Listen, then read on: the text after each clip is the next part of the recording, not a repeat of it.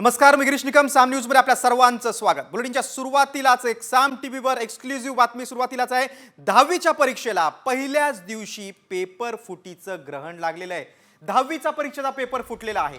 जालन्यातील बदनापूर इथल्या परीक्षा केंद्रावर पेपर सुरू झाल्यानंतर अवघ्या 15 मिनिटातच हा पेपर फुटलाय. प्रश्नपत्रिका परीक्षा केंद्राच्या बाहेर आल्यानं शहरातील झेरॉक्स सेंटरमधून प्रिंट काढून विद्यार्थ्यांना पुरवली जात असल्याचा धक्कादायक प्रकार बदनापूरमध्ये समोर आलाय. साम टीव्हीने ही बातमी सगळ्यात अगोदर दाखवली. यामागे पेपर फोडण्याचा उद्देश नसून प्रशासन आणि सरकारचे डोळे उघडावे यासाठी आम्ही दाखवतोय. सरकारचं कॉपीमुक्त अभियानाचा पुरता फज्जा उडाला. पहिल्या दिवशी पेपर फुटीचं ग्रहण आहे. तुम्ही बघू शकता की कशा प्रकारे कॉपी पुरवली जाते, कशा प्रकारे पेपर बाहेर आलाय.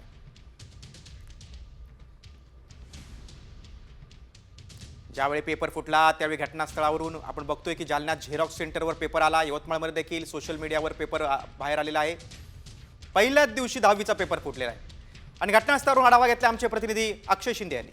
जालना जिल्ह्यामध्ये 102 परीक्षा केंद्रांवर 10वीचा पेपर होतोय. आज मराठीचा पहिला पेपर आणि पहिल्याच दिवशी मराठीचा पहिला पेपर फुटल्याचं आपल्याला समोर आलेलं पाहायला मिळतं. मी सध्या बदनापूर येथे उभा आहे आणि आपण जर माझ्या हातामध्ये बघू शकाल असेल तर काही वेळापूर्वी पेपरला सुरुवात झालेली आहे आणि उत्तर पत्रिका जी आहे ती बदनापूर शहरातल्या अनेक झेरॉक्स सेंटरवरती आहे. ती 20 रुपयात मिळत आहे. तर हे स्वतः माझ्या हातामध्ये पूर्ण उत्तर पत्रिका आहे. आपण बघू शकतो की यामध्ये सविस्तर अशी पूर्ण प्रश्नपत्रिकाच लीक झाल्याचं या उत्तर पत्रिकामधून तरी आपल्याला समोर येताना पाहायला मिळत आहे. त्यामुळं जालन्यातील बदनापूर इथं 10वीचा मराठीचा पहिला पेपर फुटलेला आहे आणि उत्तर पत्रिका जी आहे ती माझ्या हातामध्ये आहे. आपण जर पाठीमागे पाहिलं तर 10वीचा पेपर अजूनही सुरू आहे.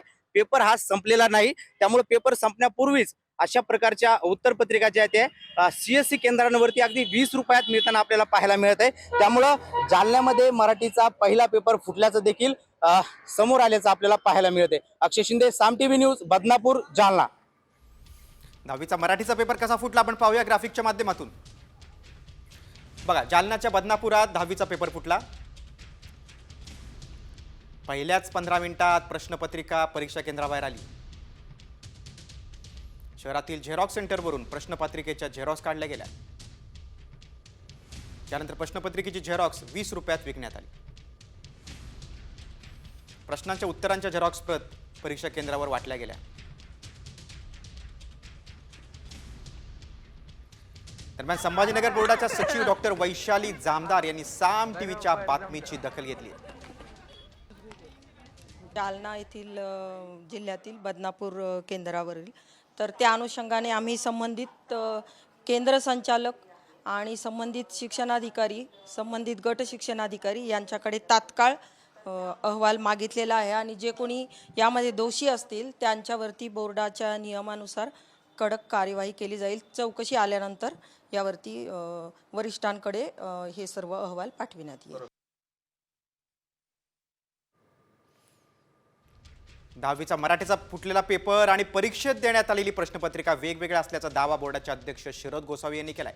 तर जालन्याचे जिल्हाधिकारी डॉक्टर श्रीकृष्ण पांचाळ यांनी पेपर फुटला नाही असा दावा केलाय.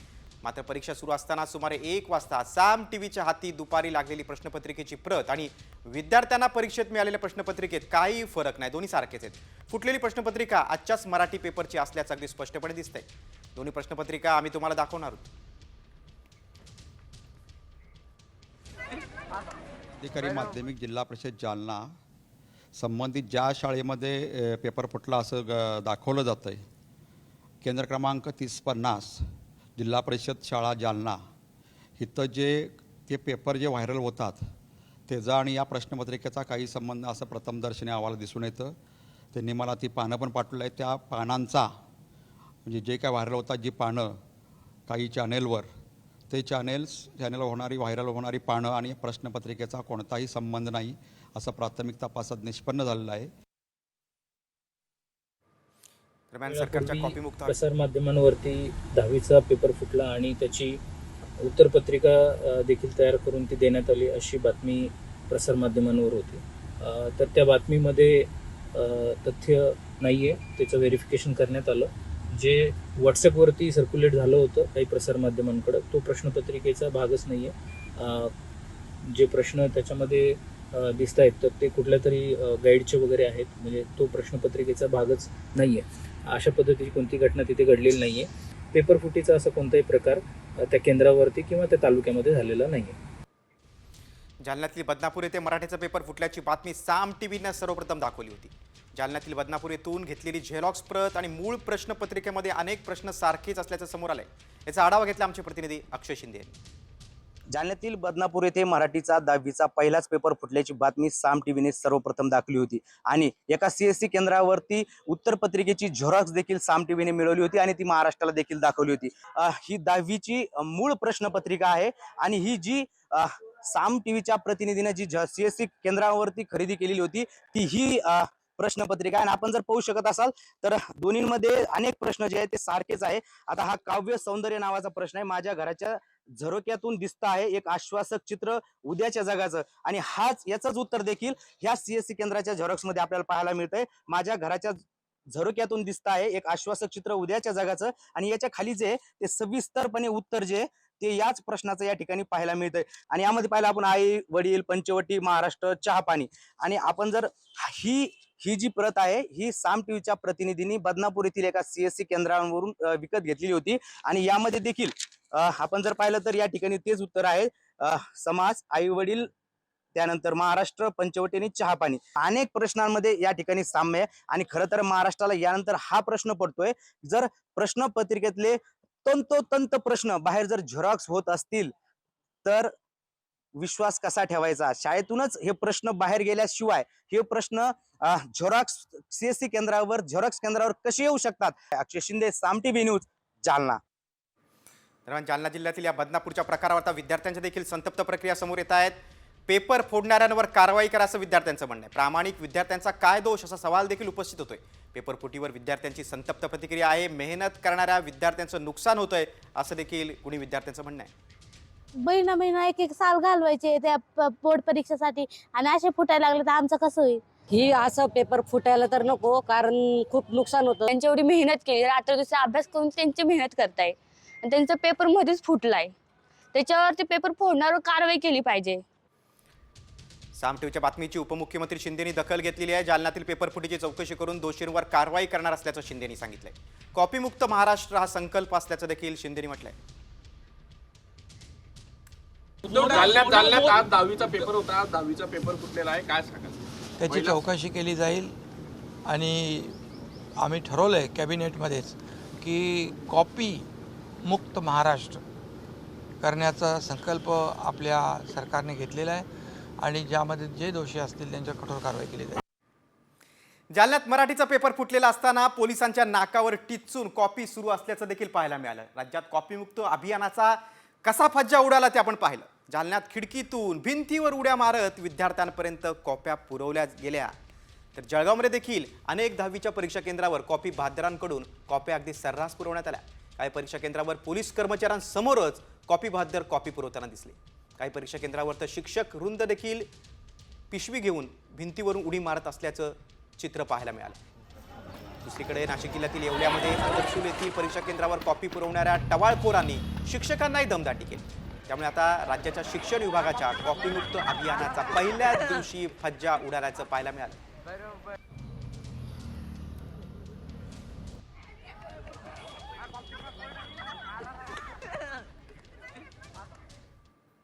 जालन्यामध्ये कॉपीमुक्त अभियानाचा कसा फज्जा उडाला ते आपण पाहिला. पुढची बातमी देखील जालन्यामधूनच आहे, मात्र अपघाताची आहे. एसटी बसनं 6 जणांना चिरडलेलं, या दोघांचा मृत्यू झाला तर 4 जण जखमी झाले. जालन्याच्या अंबड बस स्थानकावर ही घटना घडलेली आहे. ब्रेक फेल झाल्यानं चालकाचं नियंत्रण सुटलं आणि ही दुर्घटना घडली. यामध्ये दोघांचा मृत्यू झाला तर 4 जण गंभीर जखमी झालेत.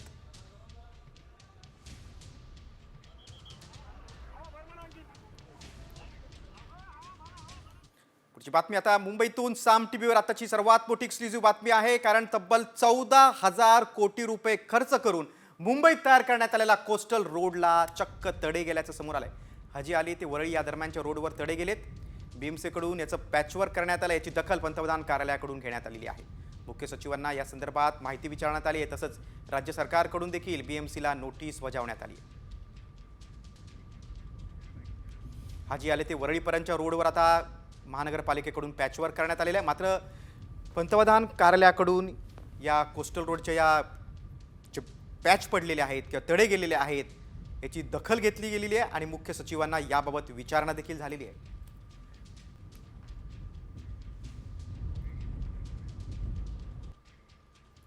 नाही, मला असं वाटतं की त्याची इन्क्वायरी झाली पाहिजे ना. मग महाराष्ट्रात दुर्दैव आहे की एवढा मोठा मॅन्डेट त्यांना मिळालं आहे की त्यांना वाटतंय की ते कसेही वागू शकतात. हे दुर्दैव आहे की खूप माझा तरी विश्वास होता की देवेंद्रजी नैतिकतेवर त्यांचं सरकार चालवेल. लोकांनी एवढा विश्वास त्यांच्यावर दाखवला, एवढं मोठं मॅन्डेट दिलं आहे. तर एवढं मोठं मॅन्डेट दिलेलं असताना आज नैतिकता हे सरकार दाखवत नाही आहे, हे खूप दुःखजनक आहे. कारण का माझ्या स्वतःच्या देवेंद्रजींकडून खूप अपेक्षा होत्या आणि त्यांच्या कॅबिनेटमध्ये वारंवार भ्रष्टाचार, खून, एक्स्टॉर्शन आणि आता तर शिक्षा, घरकुलावर शिक्षा झालेली आहे. 2022ला ज्या पद्धतीने राजकारण बदललं त्या पद्धतीने मग कोस्टल रोडचं पण राजकारण बदललं.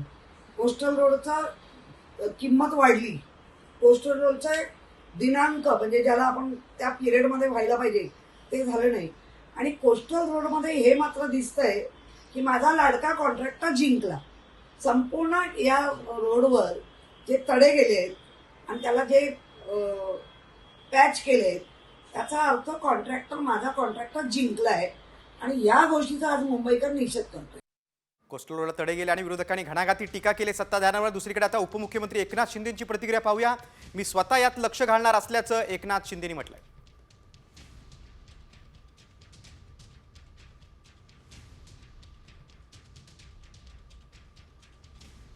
बिलकुल यामध्ये मी स्वतः लक्ष घालीन आणि मुंबईच्या महापालिका आयुक्तांशी देखील मी स्वतः बोललो आहे आणि त्यांना या संदर्भात गांभीर्याने घेण्याच्या सूचना दिलेल्या आहेत. मुंबईतील महत्त्वाकांक्षी प्रकल्पांपैकी एक असलेल्या कोस्टल रोडची वर्षभरातच दुरावस्था झाली. आधी गळती लागली होती, आता रोडला तडे गेलेत. 8 महिन्यांपूर्वी पावसाळ्यापूर्वी कोस्टल रोडच्या टनेलमध्ये गळती सुरू झाल्याचा व्हिडिओ समाज माध्यमांमध्ये व्हायरल झाला होता. त्यावेळी देखील सामना बातमीची दखल घेत सर्वात आधी ही बातमी उघडकीस आणली होती. आता देखील सर्वात आधी रोडला तडे गेल्याची बातमी सामनाच दाखवलेली आहे आणि पीएमओ कार्यालयानं देखील याची दखल घेतलेली आहे.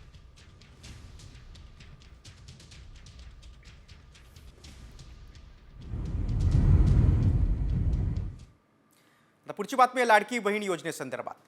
आजपासून लाडक्या बहिणींच्या खात्यात फेब्रुवारीच्या हप्त्याचे 1500 रुपये जमा होणार आहेत. वित्त विभागाकडून 3490 कोटी रुपये वर्ग करण्यात आल्याची माहिती आहे. डिसेंबर अखेर 2,46,00,000 महिला लाभार्थी होत्या, त्यातील 5 लाख महिला अपात्र ठरल्यात. त्यामुळे जानेवारीपर्यंत 2,41,00,000 लाभार्थी महिला आहेत. मात्र अजूनही अनेक महिला अपात्र ठरण्याची शक्यता आहे.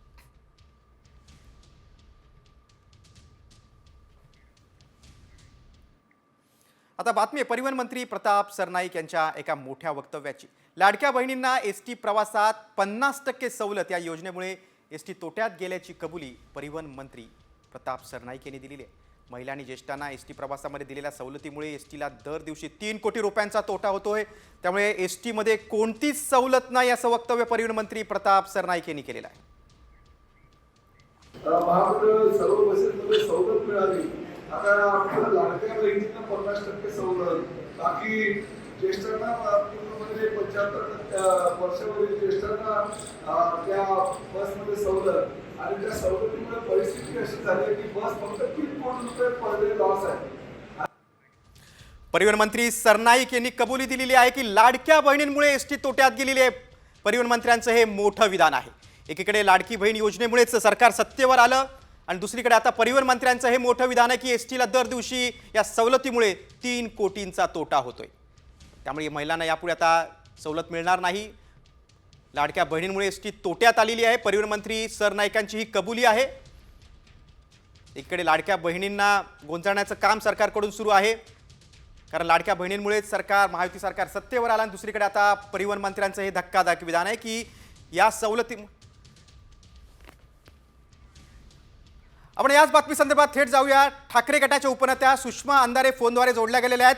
सुषमा, जे आपण बघतो की इकडे लाडक्या बहिणीमुळे सरकार सत्तेत आलं आणि आता परिवहन मंत्र्यांचं धक्कादायक विधान आहे की महिलांना यापुढे एसटीत सवलत नाही. तुमची प्रतिक्रिया? त्यांना बऱ्याच गोष्टी माहित नसतात, त्यांना फार उशिरा जाग येते. पण मला प्रश्न असा पडलाय की जर 50% सूट दिल्यामुळे एसटी तोट्यात आहे असं आपल्याला आता साक्षात्कार झाला असेल तर हा साक्षात्कार इलेक्शनच्या आधी का झाला नाही? इलेक्शनच्या आधी साक्षात्कार झाला असता तर कदाचित या सगळ्या महिलांनी तेव्हा ठरवलं असतं ना, विचार केला असता. म्हणजे फक्त मतांसाठी होतं सगळे हे सगळं? अर्थात मतांच्यासाठी, कारण ज्या पद्धतीची भाषा ते करतायत की 50% आम्हाला तूट निघाली. मग हे सगळं दिव्य ज्ञान त्यांना आधीच व्हायला हवं होतं. आता जे साक्षात्कार होत आहेत, अचानक 9-10 लाख बहिणींची लाडक्या बहिणी नक्कीच. वरून हटवल्या जातात. म्हणजे आता त्या बहिणी लाडक्या नाहीयेत. त्या 10 लाख मतं देताना लाडक्या होत्या, आता त्या अजिबात लाडक्या नाहीत. नक्की सुषमाजी, तुम्ही सविस्तरपणे तुमची प्रतिक्रिया दिलीत त्याबद्दल धन्यवाद.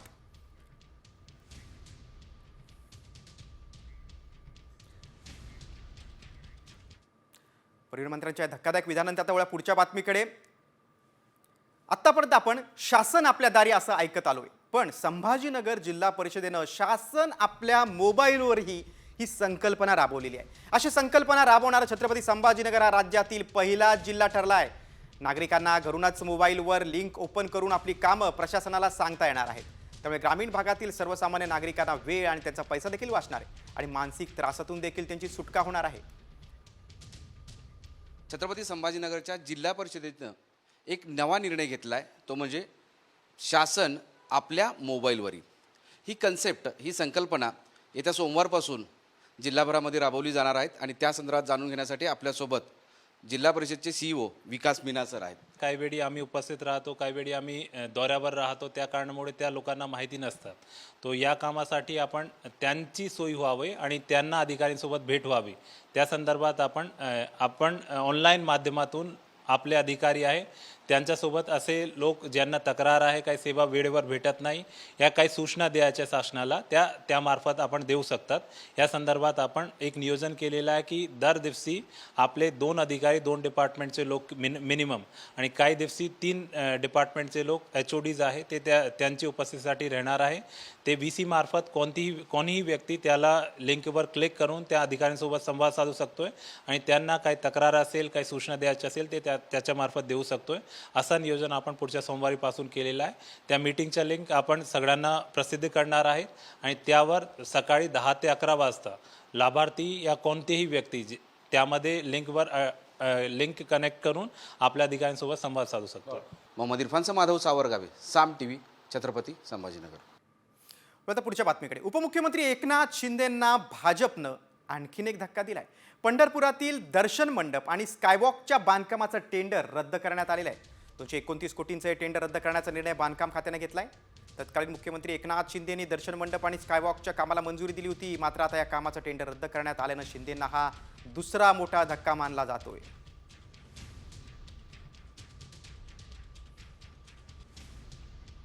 राज्यातील लाखो भाविकांसाठी विठुरायाचं दर्शन सुलभ व्हावं यासाठी राज्य सरकारने पंढरपूरमध्ये दर्शन मंडप आणि स्कायवॉक या 2 प्रकल्पांना मंजुरी दिली होती. यासाठी जवळपास 129 कोटी रुपयांचा निधी देखील मंजूर केला होता. त्याची निविदा देखील प्रसिद्ध झाली होती आणि या कामाचं लवकरच भूमिपूजन करण्याचा देखील घाट घातला होता. मात्र काल अचानक ही सगळी प्रक्रिया रद्द करण्यात आलेली आहे. यामागे कुठेतरी आता राजकारण शिजते का याची आता देखील चर्चा सुरू झालेली आहे. मागच्या आषाढीच्या यात्रेच्या वेळी तत्कालीन मुख्यमंत्री एकनाथ शिंदे यांनी या कामाला मंजुरी दिली होती आणि त्यासाठी तात्काळ निधी देखील उपलब्ध केला होता. हे काम सुरू होणार होतं, मात्र सरकारने हे टेंडर आता रद्द केलेलं आहे. त्यामुळे कुठेतरी गेल्या अनेक दिवसांपासून मुख्यमंत्री देवेंद्र फडणवीस आणि उपमुख्यमंत्री एकनाथ शिंदे यांच्यातलं जे शीतयुद्ध आहे त्याची देखील कुठेतरी आता चर्चा होताना आपल्याला पाहायला मिळते. एकूणच आपण बघतोय की एकनाथ शिंदे यांचं 900 कोटीचं टेंडर रद्द केल्यानंतर आता पंढरपुरातलं 129 कोटीचं टेंडर रद्द केलं. त्यामुळे कुठेतरी आता यामध्ये एकनाथ शिंदे आणि देवेंद्र फडणवीस यांच्यामध्ये आता खऱ्या अर्थानं शीतयुद्ध सुरू झालंय का याची देखील आता चर्चा सुरू झालेली आहे. कॅमेरामॅन राजू मिसाळसह भारत नागने, साम TV न्यूज, पंढरपूर. पंढरपूरमधल्या बातमीनंतर आता नाशिकच्या राजकीय वर्तुळातून एक महत्त्वाची बातमी. नाशिकच्या पालकमंत्री पदाच्या शर्यतीतून कृषी मंत्री माणिकराव कोकाटेंचं नाव बाद झाल्याची चर्चा आहे. फसवणुकीच्या प्रकरणात शिक्षा झाल्यामुळे ते बॅकफूटवर गेल्याचं बोललं जातंय. त्यामुळे पालकमंत्री पदावर आता भाजपचा दावा अधिक भक्कम झाल्याची राजकीय चर्चा आहे. महायुतीत नाशिकच्या पालकमंत्री पदाचा तिढा कायम आहे. भाजप शिंदे गटासह राष्ट्रवादीचा देखील पालकमंत्री पदावर दावा होता. मात्र आता आजी कृषी मंत्र्यांच्या कारनाम्यांमुळे राष्ट्रवादी बॅकफूटवर गेले. त्याचा फायदा आता भाजप आणि शिवसेना उचलण्याची शक्यता आहे.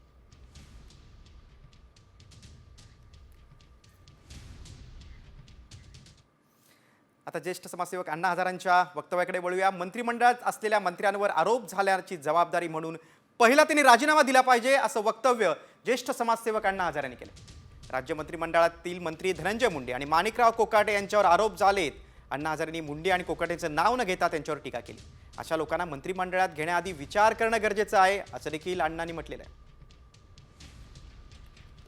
मंत्रिमंडळात राहून ज्यावेळेला आरोप होतात, एक क्षण सुद्धा पदावर राहणं दोष आहे. लगेच राजीनामा देऊन मोकळे झाले पाहिजे. चुकला ना, चूक झाली ना, लोक पाहतात ना. आता मला सत्तेवर राहण्याची काही गरज नाही आणि मी राहू शकत नाही.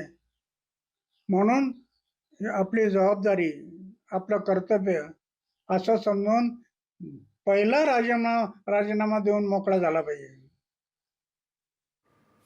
पुढची बातमी आता बीडमधून. मराठा आंदोलक मनोज जरांगे यांनी मस्साजोगमध्ये सरपंच संतोष देशमुख यांच्या कुटुंबियांची भेट घेतली.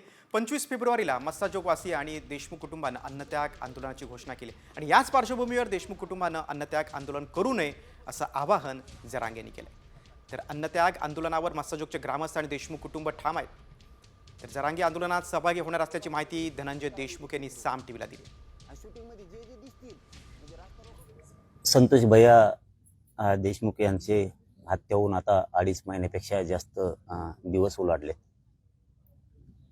गावकऱ्यांनी आणि देशमुख कुटुंबियांनी अन्नत्याग आंदोलनाची घोषणा केली आणि हे राज्याची आणि राज्य सरकारची नाचक्की करणारा निर्णय. आणि मनोजदादांची अपेक्षा होती की हे आंदोलन तुम्ही करू नये. अत्यंत दुर्दैवी ही घटना घडलेली असताना तुम्ही आंदोलन करता हे अत्यंत दुर्दैवी आहे. म्हणून ही त्यांना एकतर कराही आंदोलन म्हणता येईना आणि थांबाही म्हणता येईना. त्यांनी जाताना सांगून गेले की मी या आंदोलनात सहभागी असणार आहे. पुढच्या बातमीकडे. अजित पवार गटाचे नेते सूरज चव्हाण यांनी आज पुन्हा एकदा सामाजिक कार्यकर्त्या अंजली दमानिया यांच्यावर निशाणा साधला. धनंजय मुंडेंवर आरोप करण्यासाठी रिचार्जवाल्या ताईंच्या खात्यावर 25 खोक्यांचा बॅलन्स टाकण्यात आलाय असा गंभीर आरोप सूरज चव्हाणांनी केला. ह्या ताई स्वतःला स्वयंघोषित समाजसेविका म्हणून घेतात. वर्षाला 25 देश या फिरतात. 2.5 कोटीचा टॅक्स काहीही काम न करता या भरतात. उत्पन्नाचं स्रोत महाराष्ट्राला सांगत नाहीत. फक्त आणि फक्त राष्ट्रवादी काँग्रेस पक्षाला बदनाम करणे हा जो त्यांचा अजेंडा आहे तो रिचार्जवर चालतो आणि यावेळी त्यांचं 25 खोक्याचं रिचार्ज झाले ते महाराष्ट्राच्या जनतेसमोर पुराव्यानिशी मी मांडणार आहे. तर राष्ट्रवादीच्या आरोपांना आता दमानिया काय उत्तर देणार ते बघणं महत्त्वाचं आहे. आता कृषी जगतातल्या काही बातम्यांचा वेगवान आढावा घेऊया ॲग्रोवन टॉप 10 मधून. फूलों का है कहना, एमी स्टार ही लेना.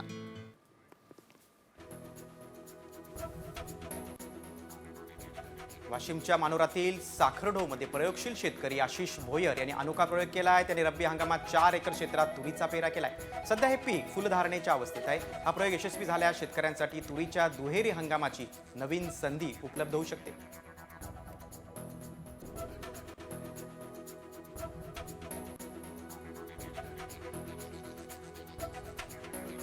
पंढरपुरातील सांगोल्यात 6 वर्षापूर्वी सुरेश पवार या शेतकऱ्यानं गांडूळ खत निर्मितीचा प्रयोग केला होता. त्यात त्याला पहिल्याच प्रयत्नात यश आलं. ते महिन्याला जवळपास 20 टन गांडूळ खत तयार करतात. त्याचे 11,000 रुपये या दराने विक्री करतात. त्यात 80 ते 90,000 रुपयांचा निव्वळ नफा मिळतो.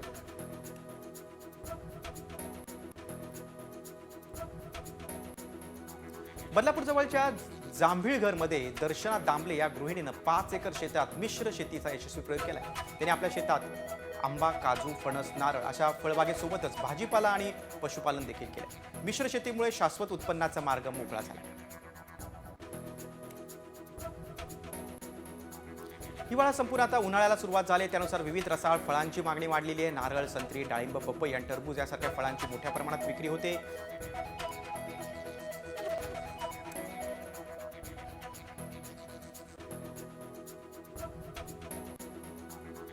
नवी मुंबईतील वाशी फळ बाजारात शिल्लक असलेले रिकामे गाळे आता आंबा हंगामाकरिता व्यापाऱ्यांना भाड्यानं देण्याचा निर्णय बाजार समितीनं पहिल्यांदाच घेतलाय. 1 मार्च 2025 ते 30 जून 2025 या कालावधीत व्यापाऱ्यांना तात्पुरते गाळे भाड्यानं घेता येणार. त्यासाठी बाजार समितीकडून निविदा प्रक्रिया राबवण्यात आली.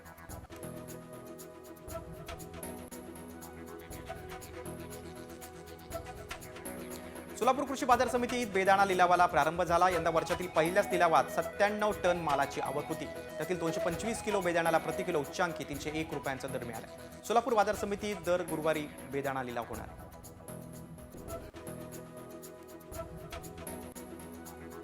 पहिल्यांदा सोलापूर जिल्ह्यातील डाळिंब आहे ऑस्ट्रेलियात पोहोचलेला आहे। पहिल्याच टप्प्यात 507 टन आणि दुसऱ्या टप्प्यात 6 टन अशा पद्धतीने एकूण 12 टन डाळिंबाची निर्यात झालेली आहे। ब्रिस्बेन आणि सिडनीच्या बाजारात डाळिंबाची विक्री झाली आहे।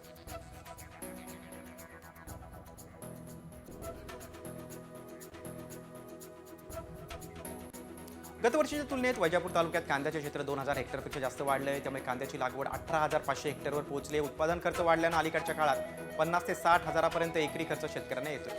1000 ते 2400 रुपये प्रति क्विंटलपर्यंत कांद्याला दर मिळतोय।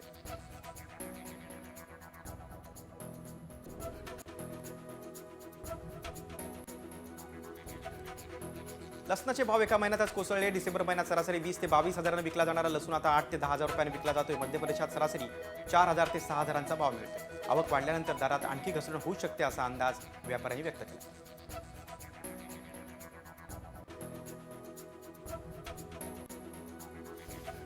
पालघरच्या मनोर पट्ट्यातील गावांमध्ये सुमारे 70 ते 80 हेक्टर क्षेत्रावर ताग लागवड केली। कोवळ्या असताना गुरांना चारा आणि बियाणं तयार झाल्यानंतर 40 ते 45 किलो दरानं गुजरातमधील व्यापारी खरेदी करतात। त्यामुळे शेतकऱ्यांना उत्पन्नाचं एक नवीन साधन मिळते। सध्या शेतकरी कमी खर्चात जास्त उत्पादन देणाऱ्या ताग लागवडीकडे वळाला आहे।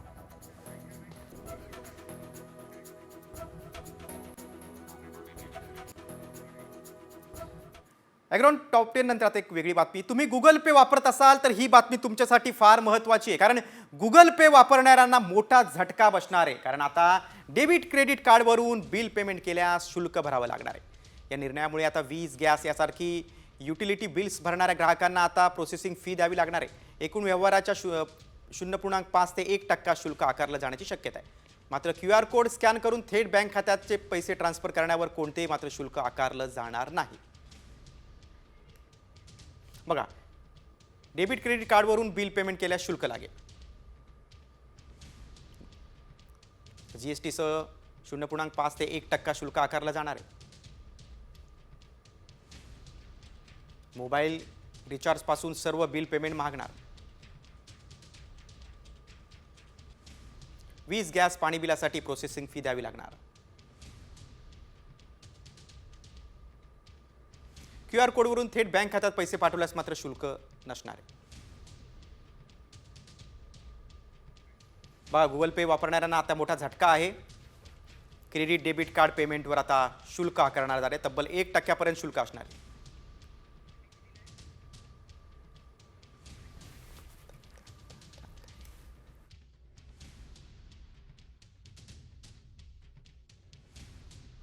तुमच्या खात्यातून कुणी फसवणुकीने पैसे काढल्यास आता बँक हात झटकू शकत नाही, कारण सुप्रीम कोर्टानं खातेदारांना दिलासा देणारा एक निकाल दिलाय। ग्राहकांच्या खात्यातून फसवणुकीने पैसे काढल्यास बँक जबाबदार राहणार असं निरीक्षण सुप्रीम कोर्टानं नोंदवलंय। बघा, ही महत्त्वाची बातमी आहे। फसवणूक झालेल्या ग्राहकांना आता बँकेनं नुकसान भरपाई द्यावी असं देखील कोर्टानं म्हटलेलं आहे। एका ग्राहकाच्या याचिकेवर सुनावणी करताना कोर्टानं हे महत्त्वाचं निरीक्षण नोंदवलेलं आहे। पूर्वीच्या काळी कसं होतं होतं, तुमच्या अकाउंटला कुठलाही सायबर अटॅक झाला, तुमचे पैसे गेले की बँका त्या ग्राहकाला सांगायचे की तुम्ही पोलीस केस करा। आणि तुम्ही एकदा का त्यांनी पोलीस केस केली की पोलीस केस कोणाविरुद्ध? अज्ञात व्यक्तीविरुद्ध। आणि एकदा का पोलीस केस केली की तो गुन्हा दाखल झाला की ते गुन्ह्यातले पैसे वसूल होईपर्यंत बँका मात्र अलिप्त राहत होत्या आणि तो ग्राहक मात्र पोलिसांकडे खेटे मारत होता। आता मात्र कोर्टाने जे सांगितलं आहे, हे एक लॉ ऑफ बेलमेंट आहे। म्हणजे त्या ग्राहकांनी ज्या विश्वासाने तुमच्याकडे पैसे ठेवले, ती पैशाची सुरक्षितता, ते पैसे सांभाळायची संपूर्ण जबाबदारी ही बँकांची आहे। सुप्रीम कोर्टाच्या महत्त्वाच्या निर्णयानंतर आता पुढची बातमी आहे पुण्यातून। मार्बल बँटिक सोसायटीतील लोकांना आता मोठा दिलासा मिळालेला आहे, कारण अखेर सोसायटीतील 350 मांजरी या शिफ्ट झालेल्या आहेत। 5 वर्षापासून ही समस्या होती, मात्र अखेर या मांजरींना आता त्या सोसायटीतून बाहेर काढण्यात आलेलं आहे। पुणे महापालिकेच्या आदेशानंतर संबंधित महिलेनं घरातील 350 मांजरी शिफ्ट केलेल्या आहेत। मार्बल बँटिक सोसायटीतील नागरिकांनी पुणे पालिकेकडे या संदर्भात तक्रार केली होती आणि आता नागरिकांच्या तक्रारीनंतर आता पुणे पालिकेने संबंधित फ्लॅटधारक महिलेला नोटीस बजावली होती आणि आता साम टीव्हीच्या बातमीचा दणका मिळालाय। 350 मांजरी फ्लॅटमधून शिफ्ट झालेल्या आहेत।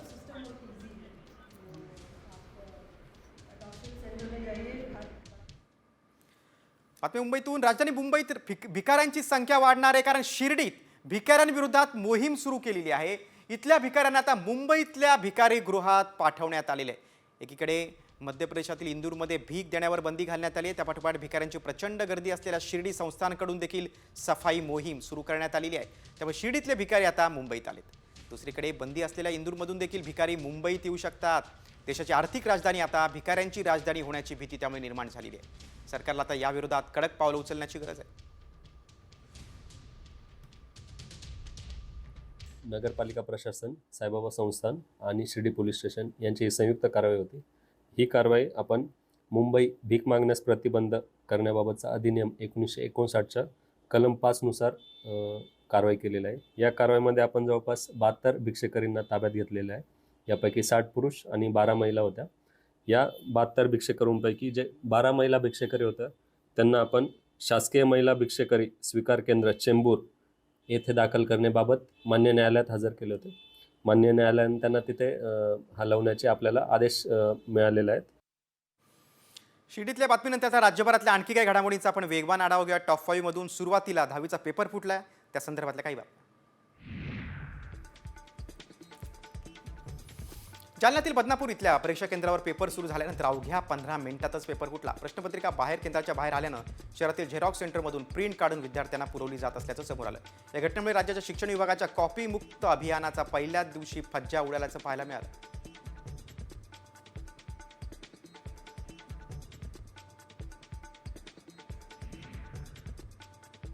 साम टीव्हीच्या बातमीची उपमुख्यमंत्री एकनाथ शिंदेंनी दखल घेतलेली. जालन्यातील पेपरफुटीची चौकशी करून दोषींवर कारवाई करणार असल्याचं शिंदेंनी सांगितलं. कॉपीमुक्त महाराष्ट्र हा संकल्प असल्याचं शिंदेंनी म्हटलं.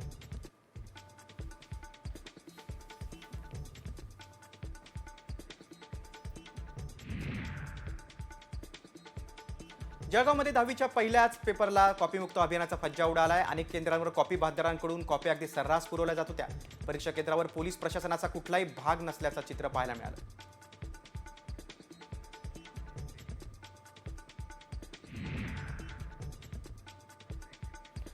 नाशिक जिल्ह्यातील येवल्यामध्ये यंदरसूल इथल्या केंद्रावर बाहेरून कॉपी पुरवण्यासाठी टवाळखोरांची धडपड पाहायला मिळाली.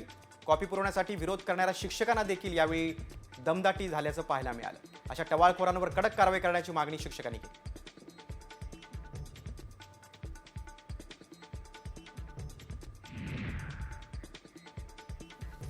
दहावीचा मराठीचा फुटलेला पेपर आणि परीक्षेत देण्यात आलेली प्रश्नपत्रिका वेगवेगळ्या असल्याचा दावा बोर्डाचे अध्यक्ष शरद गोसावी यांनी केला आहे. तर जालन्याचे जिल्हाधिकारी डॉक्टर श्रीकृष्ण पांचाळ यांनीही पेपर फुटला नसल्याचा दावा केला. मात्र प्रश्नपत्रिकेची प्रत आणि विद्यार्थ्यांना परीक्षेत मिळालेल्या प्रश्नपत्रिकेत काही फरक नाही.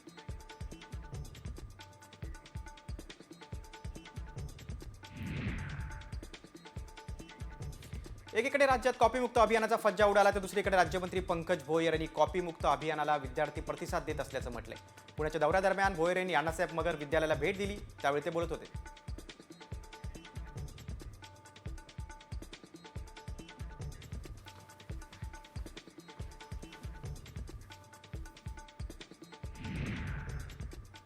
आता कोस्टल रोड संदर्भातल्या टॉप 5 बातम्या पाहूया. मुंबईत कोस्टल रोडला तडे गेल्यामुळे हाजी अली ते वरळीपर्यंतच्या रोडवर आता पॅचवर्क करण्यात आलंय. पॅचवर्क केलेला व्हिडिओ व्हायरल झालाय. याची पीएमओ कडून तत्काळ दखल घेण्यात आलेली आहे. सरकारनंही बीएमसी कडून स्पष्टीकरण मागितलंय.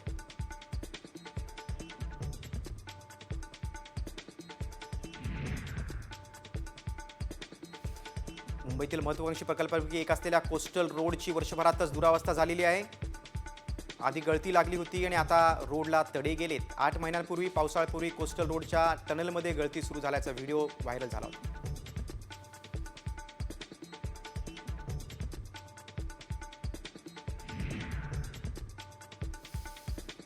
कोस्टल रोड प्रकरणावर लक्ष घालणार असून महापालिकेला याबाबत विचारणा करणार असल्याचं उपमुख्यमंत्री एकनाथ शिंदेंनी म्हटलंय. तसंच कोस्टल रोडबाबत पालिकेला चौकशीचे आदेश देणार असल्याचं शिंदे म्हणाले.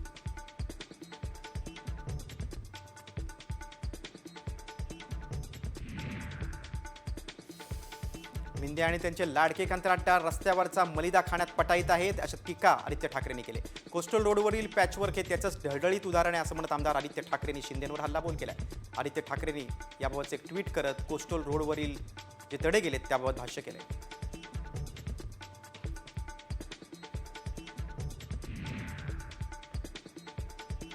कोस्टल रोडवर केलेल्या पॅचवर्क प्रकरणी सुप्रिया सुळेने देखील नाराजी व्यक्त केली. या प्रकरणी गांभीर्याने चौकशी करावी अशी मागणी खासदार सुप्रिया सुळेंनी केली.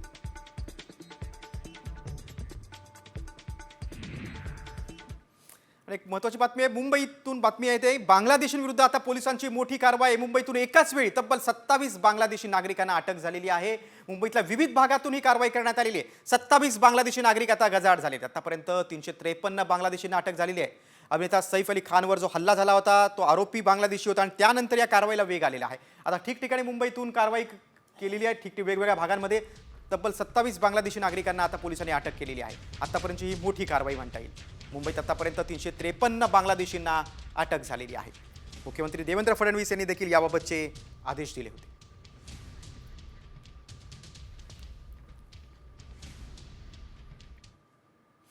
आता मुंबईतील टॉप 5 बातम्या पाहूया.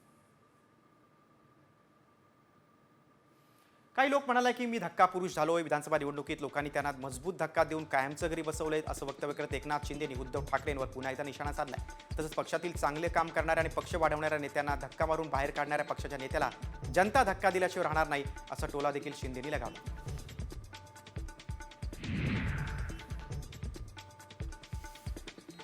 मुंबईत जमिनी खालून गेलेल्या केबल आणि पाईपलाईनसाठी कर आकारणी करा अशी मागणी राज ठाकरेंनी मनपा आयुक्तांकडे केली आहे. 42 युटिलिटीवर कर लावल्यास 10,000 कोटी रुपये मिळतील असा सल्ला देखील राज ठाकरेंनी मनपा आयुक्तांना दिला.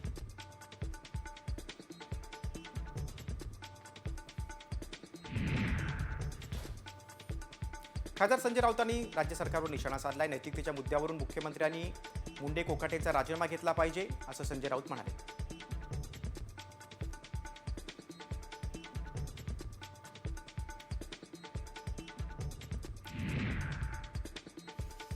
उपमुख्यमंत्री एकनाथ शिंदेंना जीवे मारण्याच्या धमकीचा ईमेल पाठवणाऱ्या दोघांना पोलिसांनी अटक केलेले. दोघेही बुलढाण्याच्या देऊळगावचे रहिवासी असल्याची माहिती. शिंदेंची गाडी बॉम्ब न उडून देण्याची धमकी त्यांना दिली होती. मुंबई आणि बुलढाणा पोलिसांनी ही संयुक्त कामगिरी केली.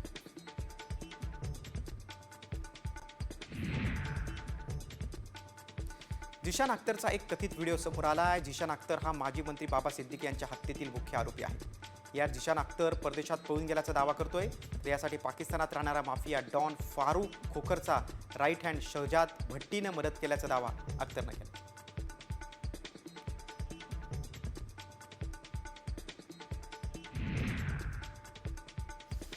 दहिसर रेल्वे स्थानकावरील तिकीट खिडकीवर मराठी भाषेतील संवादावरून वाद झाला आहे. तिकीट खिडकीवरील महिलेनं मराठी भाषा मला काही गरजेची वाटत नाही असं म्हणत प्रवाशाबरोबर अरेरावी केल्याचा व्हिडिओ समोर आला.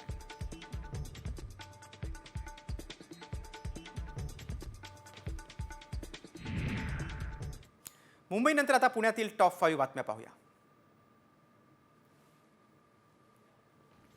पिंपरी चिंचवड महापालिकेच्या अर्थसंकल्पात भोसरीला झुकतं माप देण्यात आलंय. यासाठी भाजपच्या 4ही आमदारांनी आयुक्तांवर दबाव आणल्याचा आरोप होतोय. मात्र शहराच्या विकासाची गरज पाहून निधींची तरतूद केल्याचं स्पष्टीकरण आयुक्त शिखर सिंह यांनी दिले.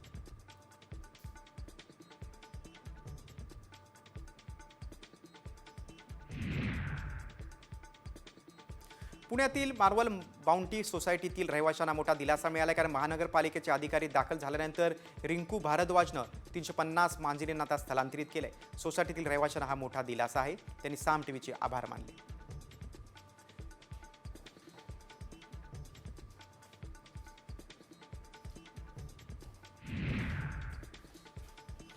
सावित्रीबाई फुले पुणे विद्यापीठाच्या जेवणामध्ये किडे सापडले. त्यावर आक्रमक झालेल्या अखिल भारतीय विद्यार्थी परिषदेच्या कार्यकर्त्यांनी मेस चालकाला जाब विचारून मेस बंद केली.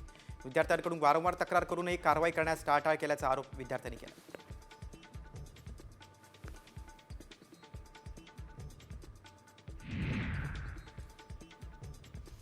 पुण्यात कोथरूडमध्ये गुंड गजानन मारणे टोळीची दादागिरी सुरूच आहे. केंद्रीय मंत्री मुरलीधर मोहोळ यांच्या कार्यालयात काम करणाऱ्या कर्मचाऱ्याला मारणे टोळीनं बेदम मारहाण केली.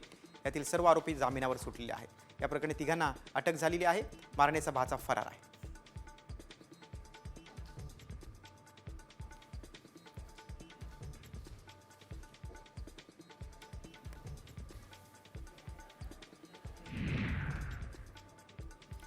पुण्यात सायलेन्सर वापरणाऱ्या बुलेट चालकांवर कारवाई झालेली आहे. सायलेन्समधून फटाक्याचे आवाज काढत बुलेट चालक फिरत असतात. पुणे पोलिसांनी 22 बुलेट जप्त केलेले आहेत. नियम न पाळणाऱ्यांकडून आता 25,000 ते अगदी लाख रुपयांपर्यंतचा दंड वसूल करण्यात आला.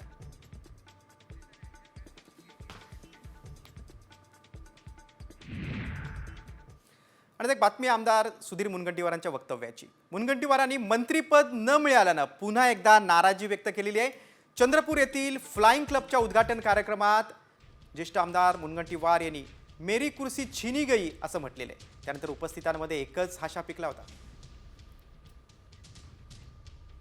कि अभी आप भी मंत्री पद के कुर्सी पे अभी जाना बाकी है, मेरा तो कुर्सी अभी छीना गया है, मगर आपको ये पता नहीं होगा कि मेरी तो छीनी गई है, मगर अब आने वाले 6 महीने में प्राइम मिनिस्टर साहब जिस कुर्सी पे बैठने वाले हैं वो भी मैंने अपने कॉन्स्टिट्यूंसी बना के दी है कि अभी आप. आता कोकणातील टॉप 5 बातम्या पाहूया. खारघर रेल्वे स्टेशन परिसरात रिक्षा चालकांची पुन्हा एकदा मुजोरी पाहायला मिळाली. NMMT बस चालकासोबत रिक्षा चालकानं मारहाण केली. बससमोर उभं केलेली रिक्षा बस चालकानं बाजूला घेण्यास सांगितल्यानं रिक्षा चालकानं चालकाला शिवीगाळ करत मारहाण केली. मुजोर रिक्षा चालकांविरोधात आता गुन्हा दाखल झाला.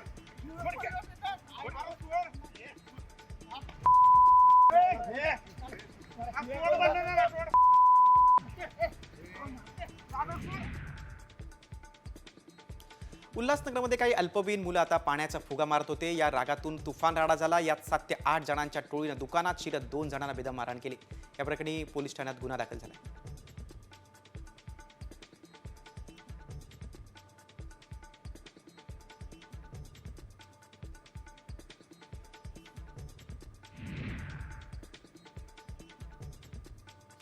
भिवंडीत अंजूर फाट्यातील श्रीहरी कॉम्प्लेक्सच्या पार्किंगमध्ये एका दुचाकीला अचानक आग लागली. यात शेजारी उभ्या असलेल्या 5 दुचाकी देखील जळून गेल्या. गाडीच्या बॅटरी शॉर्ट सर्किटमुळे आग लागल्याचं समोर आलं.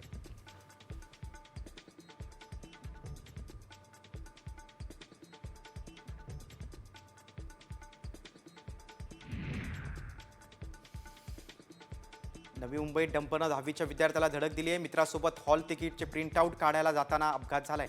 डंपर चालकानं सायकलला मागून धडक दिल्यानं ही दुर्घटना घडली. अपघातात डंपर चालक फरार झालाय. या विरोधात आता तुर्भे पोलीस ठाण्यात गुन्हा दाखल झालाय.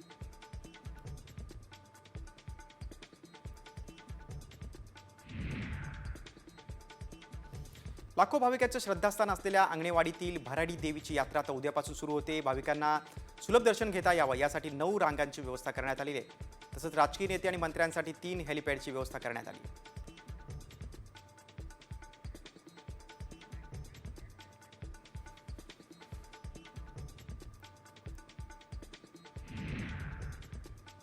आता मराठवाड्यातील टॉप 5 बातम्या पाहूया. मराठा आंदोलक मनोज जरांगे पाटील यांनी मंत्री धनंजय मुंडेंवर आरोप केले. चार्जशीटमध्ये छेडछाड होण्याची शक्यता आहे. यात मुंडे यांचा हात आहे. त्यांना टोळ्या सांभाळण्याचा नाद आहे असा आरोप जरांगेंनी केला.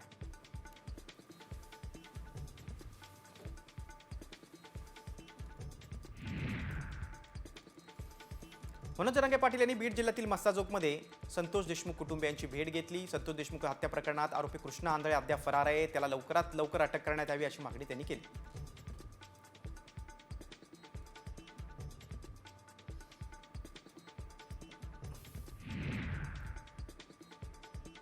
धाराशिवमधील परंडा तालुक्यात सीना कोळेगाव प्रकल्पातून भोत्रा तलावात पाणी सोडण्यात आले. रब्बी पिकांना पाण्याची गरज होती, त्यामुळे तलावात पाणी सोडण्यासाठी शेतकऱ्यांकडून मागणी करण्यात आली होती.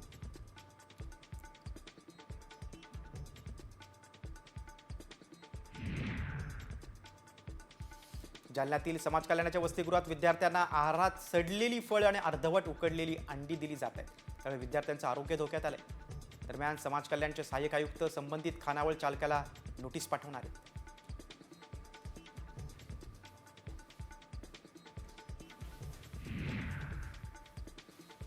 संभाजीनगर जिल्ह्यातील सिल्लोड तालुका कृषी अधिकारी कार्यालयात कर्मचाऱ्यांना वरिष्ठाच्या जाचाला कंटाळून कार्यालयातच गळफास घेऊन आत्महत्या केलेली आहे.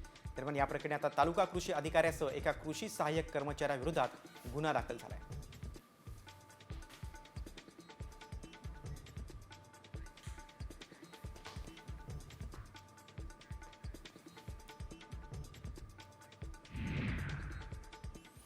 टॉप 5 बातम्यानंतर आता शिर्डीमधून एक बातमी आहे. काळीज पिळवटून टाकणारी घटना समोर आलेली आहे. शिर्डी बस स्थानक परिसरात लहान मुलाला साखळी आणि कुलपानं बांधून ठेवल्याची घटना उघडकीस आली. भंगार जमा करणाऱ्या महिलेनं तिच्या लहान मुलाला साखळीने बांधून ठेवलं होतं. दरम्यान स्थानिक नागरिकांनी महिलेला जाब विचारला असता तिनं विनयभंगाचा गुन्हा दाखल करण्याची धमकी दिली होती. शिर्डी बस स्थानक परिसरातील धक्कादायक घटना आहे. एका लहान मुलाला चक्क साखळीने बांधलेला आहे. आपण बघू शकतो दृश्यामध्ये. मात्र याचा जाब काही नागरिकांनी त्या महिलेला विचारला असता तिनं या उलट विनयभंगाचा गुन्हा दाखल करण्याची धमकी दिली.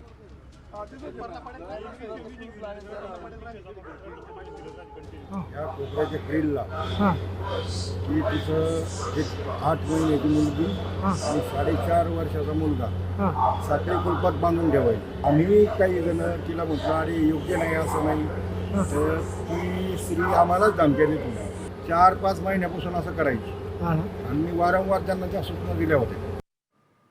शिर्डीतल्या बातमीनंतर आता विदर्भातील टॉप 5 बातम्या पाहूया. बुलढाणा जिल्ह्यातील चिखली विधानसभा मतदारसंघाच्या भाजपचे आमदार श्वेता महाले यांना धमकीचं पत्र आले. तुला जिवे मारून टाकू, तुझे तुकडे तुकडे करू असा उल्लेख या पत्रात आहे. आरोपीला तत्काळ पकडून कारवाईची मागणी भाजप कार्यकर्त्यांनी केली.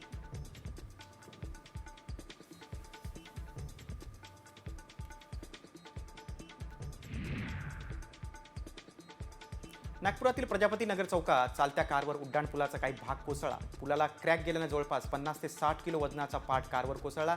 त्यामुळे कारचं मोठं नुकसान झालंय, तर कार चालक देखील किरकोळ जखमी झाला.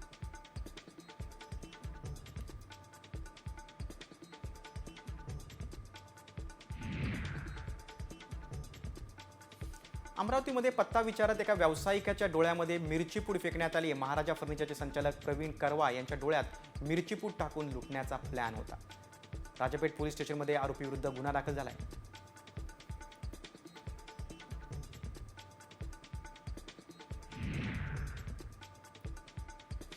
अकोल्यात 50 कबुतरांना जिवंत जाळलं. एका अज्ञातानं कबुतरांच्या लाकडी पिंजऱ्याला आग लावली. अकोल्यातल्या नायगाव परिसरातील ही घटना आहे. या प्रकरणी रहमत खान यांनी अकोटफेल पोलीस ठाण्यामध्ये तक्रार दाखल केली. घराच्या गच्चीवर एका खोलीमध्ये लाकडी पिंजऱ्यामध्ये अनेक कबुतरं ठेवली होती.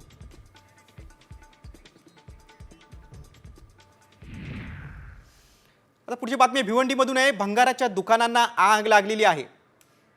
बघा, भिवंडीतील ही आगीची घटना आहे. आपण दृश्यामध्ये बघू शकतो की मोठ्या प्रमाणात आग लागलेली आहे. ही सगळी दुकानं ही भंगाराची दुकानं आहेत. आता अग्निशमन दलाचे जवान घटनास्थळी दाखल होऊन आग नियंत्रण आणण्याचा प्रयत्न करतायत. भिवंडीतील आग लागल्याची घटना आहे. आपण अधिक माहिती घेऊया. आमचे प्रतिनिधी फैयाज शेख फोनद्वारे जोडले गेले. फैयाज, ही सगळी भंगाराची दुकानं आहेत. अग्निशमन दलाचे जवान दाखल झालेत का आणि आजूबाजूच्या परिसरामध्ये आग पसरणार नाही याची काळजी घेतली जाते का? घटनास्थळी अग्निशामक दलाची एक गाडी पोहोचली असून यामध्ये गोदाममध्ये प्लास्टिक, चिंध्या व फुटता प्लास्टिक असल्याची सांगितलं जात आहे. आणि याच गोदामात शेजारी असलेले 4 ते 5 झोपड्या होत्या, ते देखील जळून खाक झालेले आहेत. गेल्या आठवड्याभरापासून भिवंडीमध्ये आगीची सुरूच आहेत. अनेक ठिकाणी गोदामांना असो किंवा कारखाने असो यांना आग लागण्याची सत्र सुरूच आहेत. अगदी फैयाद, गेल्या काही दिवसांपासून आगीचं सत्र सुरू आहे. गोदामांमध्ये पुरेशी काळजी घेतली जात नाही. यापुढे तरी आता प्रशासन जागा होणार का? नाही, कारण जे गोडाऊन बांधलेले आहेत अशा ठिकाणी बांधले तर त्या ठिकाणी अग्निशामकच्या जे गाड्या आहेत आग लागल्यानंतर जाण्यासाठी अनेक अडचणी निर्माण होतात. याकडे प्रशासन दुर्लक्ष करत आहेत. अनेक वेळा अशा घटना घडतात. या प्रशासनाने देखील याकडे लक्ष देणं गरजेचं आहे असे स्थानिक ग्रामस्थांचं म्हणणं देखील आहे. फैयाद, जिथंही आता भंगाराच्या दुकानांना आग लागली, आजूबाजूला काही नागरी वस्ती आहे का? हो, बाजूलाच असलेले ते 4 ते 5 झोपड्या होते ते पूर्णपणे जळून खाक झालेले आहेत, पण जीवितहानी झालेली नाहीये. फैयाज, तुम्ही सविस्तर माहिती दिली त्याबद्दल धन्यवाद. भिवंडीमध्ये आग लागण्याचं सत्र सुरूच आहे. आता भंगार दुकानांना आग लागलेली आहे. यापूर्वी देखील अनेक गोदामांना आग लागली. प्रशासन दुर्लक्ष करतंय अशी देखील स्थानिकांची तक्रार आहे. सध्या लागलेल्या भंगार दुकानांच्या आगीमध्ये काही झोपड्या देखील जळून खाक झालेल्या आहेत.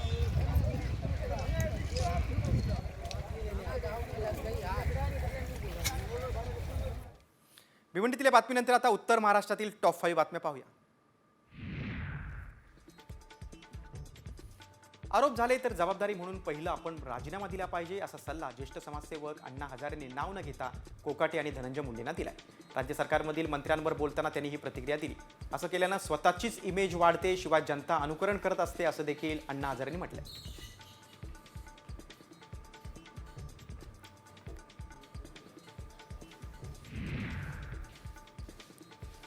शिर्डीत भिक्षेकऱ्यांविरोधात मोहीम सुरू करण्यात आलेली आहे. यातील महिला भिक्षेकऱ्यांची रवानगी मुंबईतील भिक्षेकरागृहात करण्यात आलेली आहे.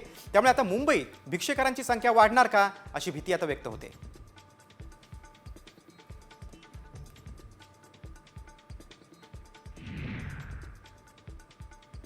कोपरगावमध्ये मुख्य रस्त्यावरील अतिक्रमण हटवण्यात आलेले आहे. नगर परिषदेने ही कारवाई केलेली आहे. यावेळी पोलिसांचा मोठा बंदोबस्त तैनात करण्यात आला होता.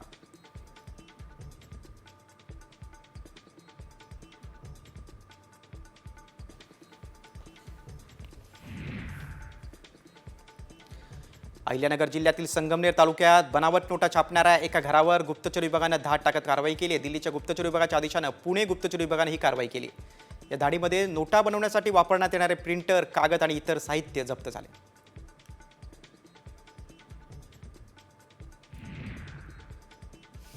धुळ्यातील शिरपूर तालुक्यात सैराट सिनेमाची पुनरावृत्ती झाल्याचं दिसून येते. लग्न समारंभाच्या निमित्तानं मैत्रिणीला भेटण्यासाठी गेलेल्या 20 वर्षीय तरुणाला मुलीच्या नातेवाईकांनी बेदम मारहाण करून त्याला जागीच ठार केलं. कमलसिंह वसावे असं या तरुणाचं नाव आहे. संबंधित तरुण हा शेतकी महाविद्यालयात शिक्षण घेत होता.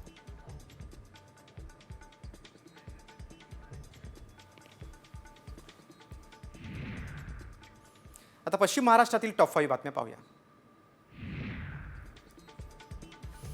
कृषी मंत्री माणिकराव कोकाटे यांनी शेतकऱ्यांबाबत केलेल्या वक्तव्याविरोधात संतप्त झालेल्या स्वाभिमानी शेतकरी संघटनेनं आंदोलनाचा इशारा दिला.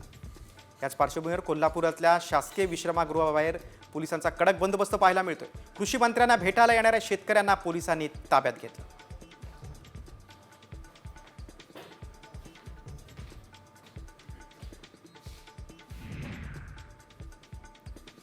पंढरपूरमध्ये उपरी गावाजवळच्या कासाळ नदीवर नवीन पूल उभारण्याचं काम सुरू आहे. मात्र हे काम जवळपास 6 वर्षांपासून अर्धवट स्थितीत आहे. नवीन पुलाचं काम तातडीनं न केल्यास आंदोलन करण्याचा इशारा ग्रामस्थांनी दिला.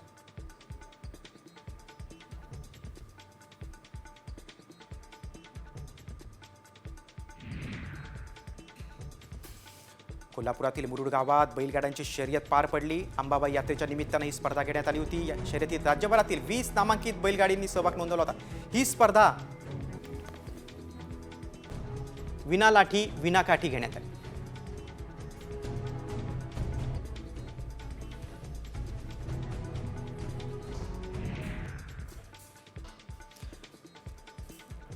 सोलापूर जिल्ह्यातील सांगोल्यामध्ये 6 वर्षांपूर्वी सुरेश पवार या शेतकऱ्यानं गांडूळ खत निर्मितीचा प्रयोग केला होता. त्यात आता त्याला पहिल्यांदाच यश आलेलं आहे.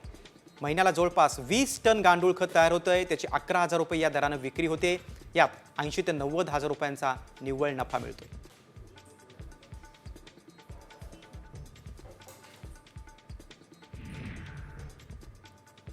सोलापूर महापालिकेतील बेकायदेशीर बांधकाम परवाना प्रकरणी 4 परवानाधारकांना अटक झालेली आहे. महापालिकेनं 13 परवानाधारक अभियंत्यांना नोटीस पाठवून खुलासा मागवला होता. मात्र समाधानकारक उत्तर न मिळालं 4घांना अटक करण्यात आलेली आहे. दरम्यान त्यांना 2 दिवसांची पोलीस कोठडी सुनावली.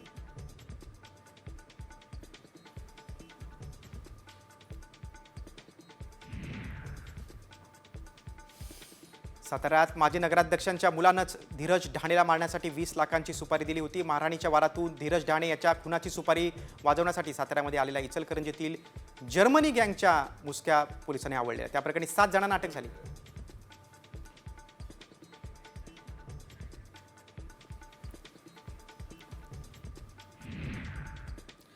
टॉप 5 बातम्यानंतर वळूया आपण साहित्य संमेलनाकडे. राजधानी दिल्लीत आजपासून मराठी भाषेचा जागर सुरू झाला आहे. 98व्या अखिल भारतीय मराठी साहित्य संमेलनाचं उद्घाटन पंतप्रधान नरेंद्र मोदींच्या हस्ते पार पडलं. यावेळी मुख्यमंत्री देवेंद्र फडणवीस, साहित्य संमेलनाच्या अध्यक्षा डॉक्टर तारा भवाळकर, स्वागताध्यक्ष शरद पवार उपस्थित होते. या संमेलनासाठी मराठी सारस्वतांची मांदियाळी दिल्लीत जमली आहे. देश आणि विदेशातील साहित्य रसिक देखील मोठ्या संख्येने उपस्थित आहेत. दिल्लीच्या ताल कटोरा स्टेडियममध्ये उभारण्यात आलेल्या छत्रपती शिवाजी महाराज साहित्य नगरीत मराठी साहित्य संमेलन पार पडलं. 23 फेब्रुवारीपर्यंत हे संमेलन चालणार.